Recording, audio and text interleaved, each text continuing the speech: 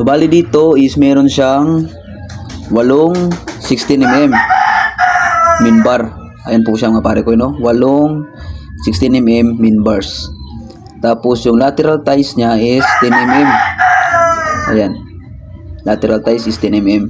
Bali dito rin natin makita mga pare ko, no? Yung spacing ng bakal natin. Ayan. Sa may column schedule. At so yun mga pare ko, no? Welcome back po muli sa ating YouTube channel. So for today's video nga pala, bali dito, meron isang nagtatanong na viewer natin. Na sabi na dito is, boss, saan po ba nakikita yung plano ng isang column? So dito sa tanong niya, i-share natin kung saan nga ba makikita yung plano ng isang column.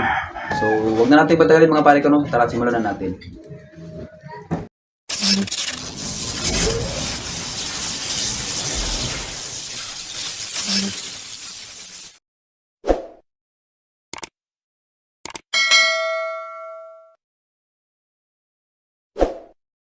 Ito po yung tanong niya mga pare ko, nyo.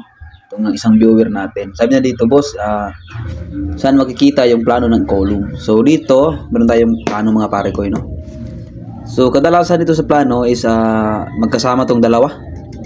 Yung column at saka footing. Yung plano ng column at saka footing. Bale dito mga boss, mga pare ko is sa structural plan. Structural plan po siya mga pare ko, no? Ito po siya, ayan. Pag structural plan po yan mga pare ko. Ibig sabihin ba ng structural plan? So dito natin na makikita yung plano ng column. So dito sa planong to, yung makikita natin is yung laki at ilang lateral ties yung ikakabit natin sa isang buong column mga pare ko, no?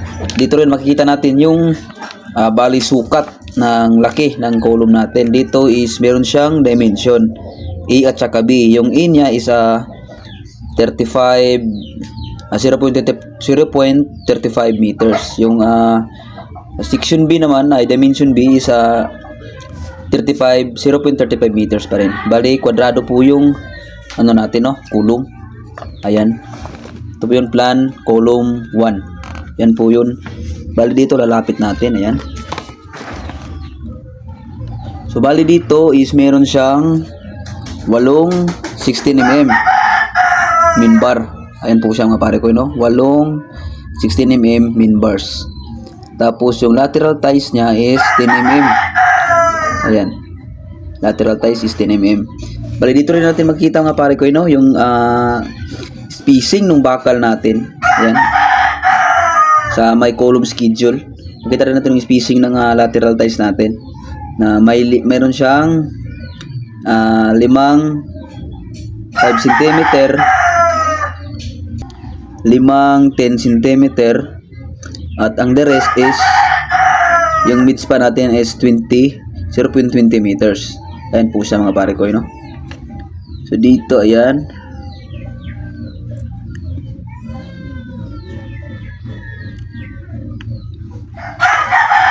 So dito makita rin natin yung bale footing natin, footing detail. Ayan.